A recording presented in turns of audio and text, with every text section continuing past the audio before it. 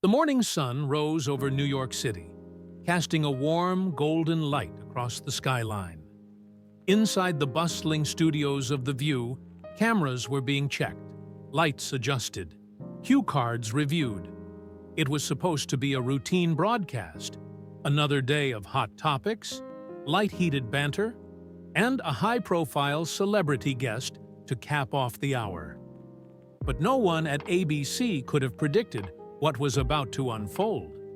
Before we dive in, tell us where are you watching from, also subscribe. Johnny Depp, Hollywood's famously enigmatic actor, had flown in specifically for this interview.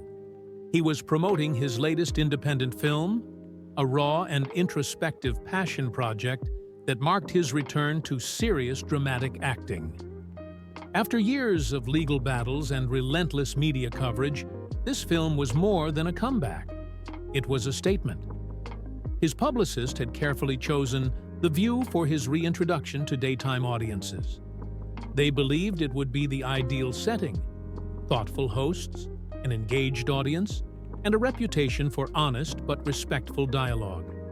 They wanted a platform where Johnny could speak freely about his craft, his experiences, and his redemption. What they got was something entirely different. Whoopi Goldberg arrived early that morning, already in what her staff diplomatically referred to as a difficult mood. Her interactions were clipped, her tone sharp.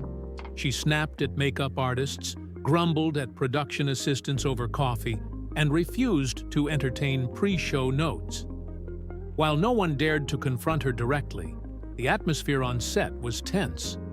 Some speculated she was still reeling from the harsh criticism of her latest film project.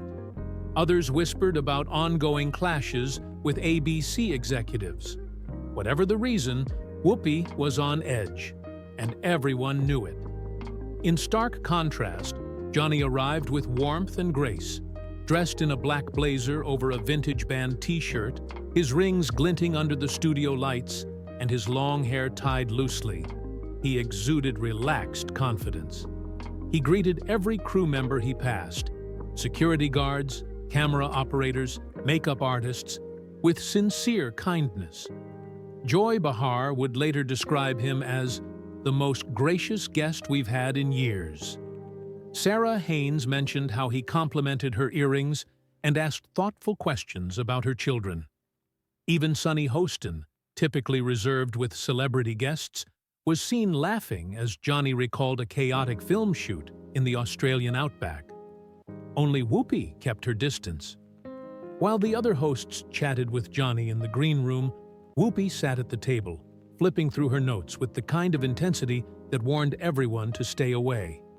When a producer tried to go over the interview outline, she dismissed them with a sharp wave. "I know what I'm doing," she said curtly. The studio audience buzzed with excitement as the countdown to airtime began. The hosts took their places, the cameras rolled, and the iconic theme music played. The show opened with its usual rhythm: discussions of trending topics, political headlines, and pop culture debates. But those attuned to the show's chemistry noticed something was off. Whoopi, usually the steady anchor, was uncharacteristically combative, interrupting co-hosts and brushing off opposing views with pointed sarcasm. Then came the moment everyone was waiting for. Joy Behar's introduction was glowing. "Our next guest needs no introduction," she said with a grin. "A man whose performances have shaped cinema for decades. From Edward Scissorhands to Pirates of the Caribbean, he's captivated audiences with his artistry, complexity, and charm. Please welcome Johnny Depp." Applause erupted as Johnny walked onto the stage, smiling and waving to the crowd. He took his seat with calm poise, offering polite greetings to each host. His demeanor was open, relaxed, a man seemingly ready to turn a page in his public narrative. "The pleasure is all mine," Johnny said in his signature raspy tone. "I've always admired what you all do here. It takes a certain bravery to have these conversations every day." Sarah led with the first question, asking what drew him to his new film. Johnny's eyes lit up as he leaned forward. "It's about a man who's been broken by life," he said. "Someone trying to rebuild after losing everything. There's pain, but also hope. It's the kind of role that demands vulnerability." He spoke about the director's vision, the cast's chemistry, and how the story mirrored pieces of his own life. It was clear he was passionate, not just about the film, but about reclaiming his voice. Sonny chimed in with a gentle but probing question. "It sounds like this was more than just a role for you. Was it cathartic, given everything you've been through?" Johnny nodded, pausing for a moment. "I think anyone who's faced public scrutiny or had to redefine themselves can relate to that character's journey. For me, it was a chance to reconnect with what matters most: storytelling, truth, and resilience." The audience was captivated. For a few minutes, it was exactly what Johnny's team had hoped for: an honest conversation, full of depth and humanity. Then, Whoopi spoke. "That's a very convenient narrative," she said coolly, not bothering to look up from her notes. The studio seemed to fall into a hush. "But let's talk about what really happened during those legal battles. Do you honestly expect us to believe you were the victim in all of that?" The air changed. The warmth that had filled the room evaporated, replaced by an icy tension that settled over the table. Joy glanced nervously toward the producers. Sonny and Sarah exchanged quick looks of confusion. Johnny blinked, his expression tightening just slightly. "I think the legal proceedings spoke for themselves, Whoopi. I'm here to talk about my work. This film means a great deal to me." "Oh, but your work and your personal life aren't separate, are they?" she pressed, her tone sharpening. "Your behavior had consequences for your co-stars, your crew, your family. How do you justify that?" Silence. Johnny took a slow breath. His composure held, but the weight of the moment was palpable. "I've never claimed to be perfect," he said. "I've taken responsibility where it's due, but I'm not going to rehash a court case on daytime television. That's not why I'm here." The other hosts shifted uncomfortably in their seats. Joy tried to redirect. "Let's get back to the film." But Whoopi cut her off with a raised hand. "No, Joy. We're not doing puff pieces today. We're talking accountability." The audience sat frozen. The studio, known for its lively energy, felt like it was holding its breath. Johnny's voice dropped an octave, calm but firm. "With respect, Whoopi, I came here in good faith. I came here to talk about the art, something that saved me, frankly. If this is going to turn into something else entirely, then maybe we need to rethink the conversation." Whoopi leaned forward, her expression unreadable. "Oh, I'm just getting started." The air in the studio was electric, thick with unspoken discomfort and gathering tension. Joy, Sarah, and Sonny sat in uneasy silence as the interview veered far from the planned script. Camera operators exchanged nervous glances. In the control room, producers whispered frantically through headsets, weighing whether to cut to commercial. But no one dared to break the moment. Johnny sat forward now, legs uncrossed, hands resting on his knees. His usual calm, disarming demeanor had hardened into something quieter, steelier. He had come prepared for honesty, not hostility. "I've faced plenty of hard questions," Johnny said, eyes locked on Whoopi. "What I won't do is participate in a character assassination disguised as journalism." "Character assassination," Whoopi repeated, her voice laced with biting amusement. "You think this is about character assassination? You want to sell a redemption story, Johnny, but you can't cherry-pick the parts of your life you want people to forget." Johnny's jaw tightened. There's a difference between telling your truth and being forced to relive the worst years of your life for entertainment. Joy tried again to redirect the conversation. Let's pivot back to the creative process. Johnny, what was it like working with your director? But Whoopi raised a hand again, silencing her. No, Joy. We're not skipping ahead. We're not going to pretend his past doesn't matter just because he showed up with a smile. The control room's producer muttered into her mic. Do we cut or ride it out? Ride it out, someone replied. This is going viral, no matter what. Johnny sat back in his chair slowly, visibly wrestling with his emotions. You say you want the truth, Whoopi, but the truth already came out. In court, under oath. I'm not hiding from my past. I've lived through it. I've answered for it. But have you really? She snapped. Or have you just surrounded yourself with people who will clap when you say the right things on television? The studio fell into silence again. Sunny shifted slightly in her seat, her eyes darting between Johnny and Whoopi. Sarah looked down at her notes, unsure what to say. Joy gave up trying to manage the flow and just watched, stunned like everyone else. Johnny's voice lowered.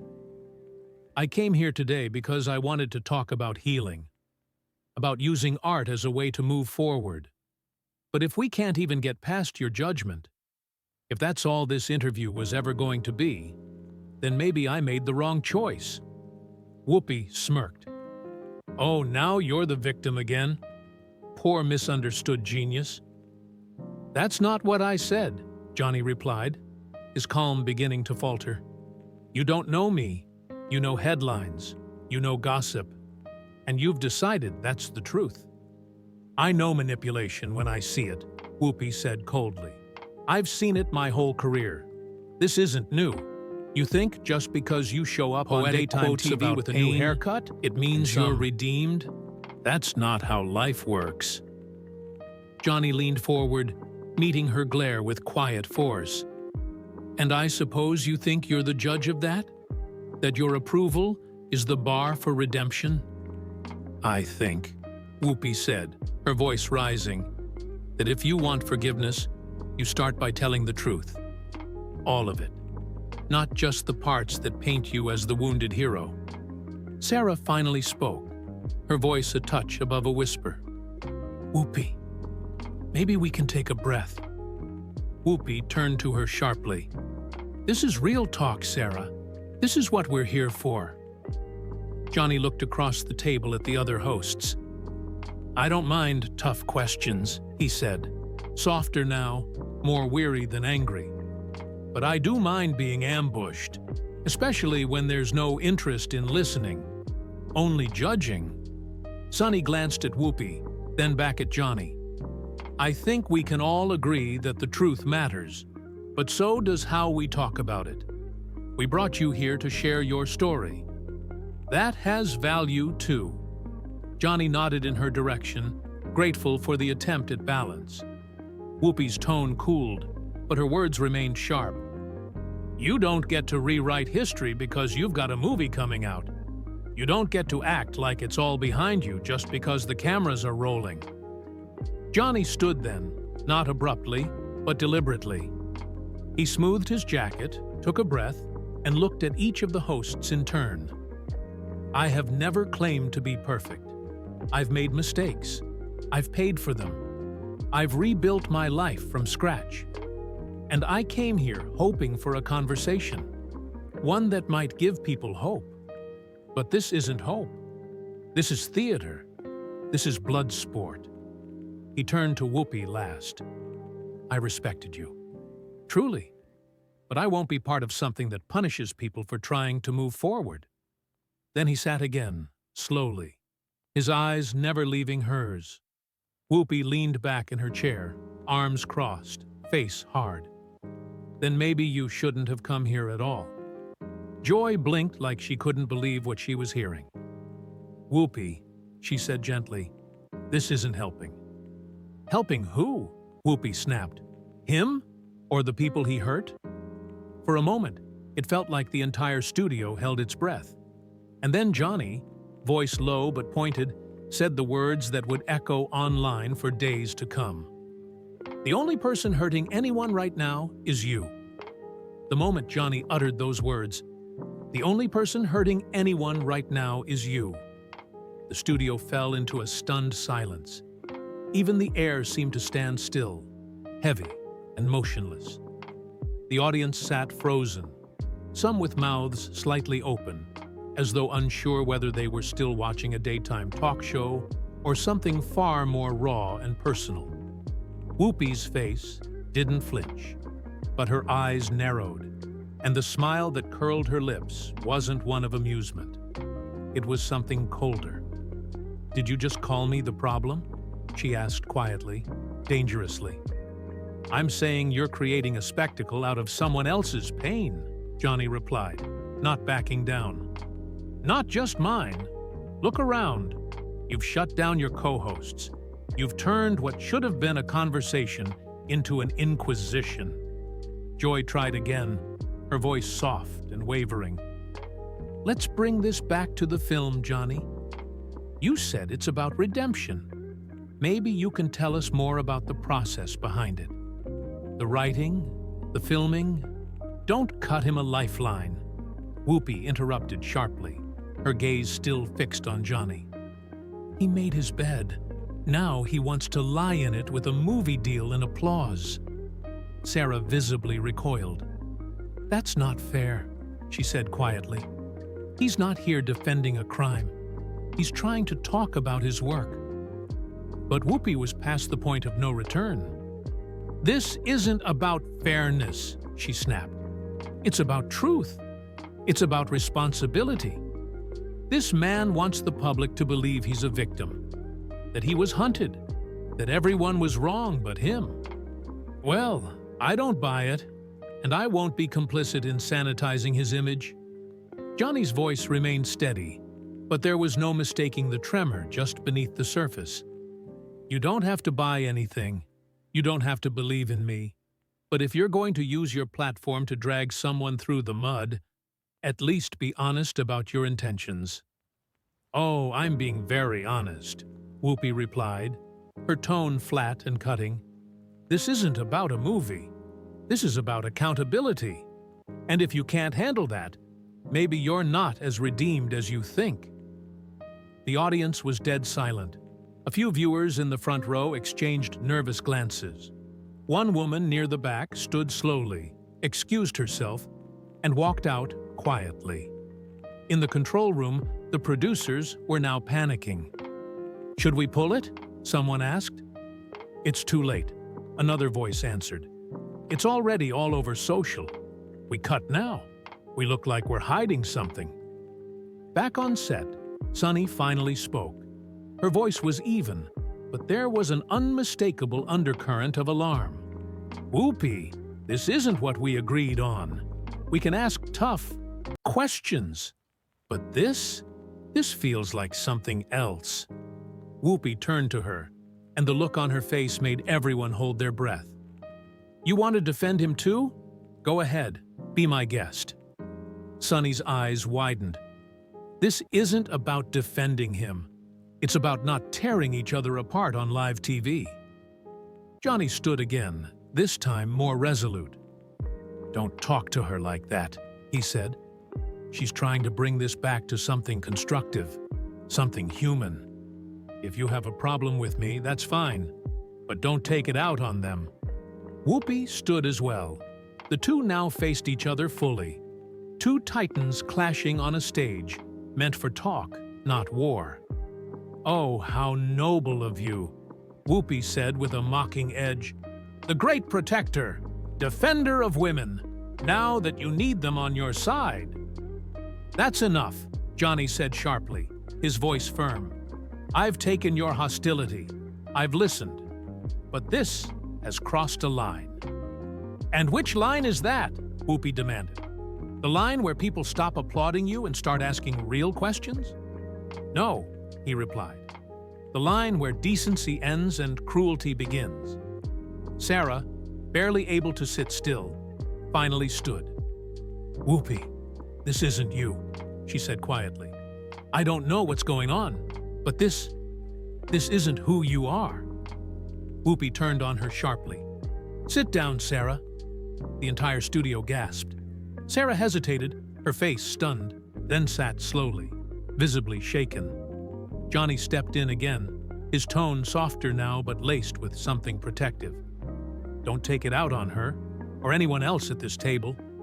You're spiraling, Whoopi, and no one here wants that." There was a beat, a pause, a moment when everything might have de-escalated. But then Whoopi said, "Spare me your pity, Johnny. I've been in this business longer than you've been alive. I know exactly what I'm doing." "And so do I," Johnny said. "You're not interrogating me because you care about victims. You're doing this because it makes for great television, because controversy means views. But what's the cost?" Whoopi's expression didn't change. "Truth doesn't need to be convenient, and I'm not here to babysit your feelings." Johnny shook his head. "It's not about my feelings. It's about respect. Respect for your co-hosts, respect for your audience, respect for the truth, even when it doesn't fit your narrative." The crew watched silently, unsure whether to intervene. Some looked stunned, others looked ready to cry. The atmosphere had become suffocating, emotionally radioactive. And then, for the first time, Joy Behar raised her voice. "That's enough!" she shouted, standing up and slamming her cue cards down. The sound cracked through the air like thunder. Everyone froze. "Whoopi, Johnny, this isn't journalism anymore. This is destruction of our show, of each other, of every reason we do this in the first place." She turned to the control booth and barked, "Take us to break. Now." The screen went black. The show cut to commercial. In the silence that followed, no one moved. Johnny turned away from the table and walked to the edge of the set, rubbing his temples. Sarah and Sonny whispered urgently to one another. Joy sat down heavily, eyes wide with disbelief. And Whoopi stood alone at the center of the chaos she'd helped create, her expression unreadable. She looked around, at the quiet crew, the pale faces of her co-hosts, the lights still glaring overhead. For a moment, just a flicker, the fire in her eyes seemed to dim. But whether it was doubt or defiance, no one could tell. If you like this video, then subscribe.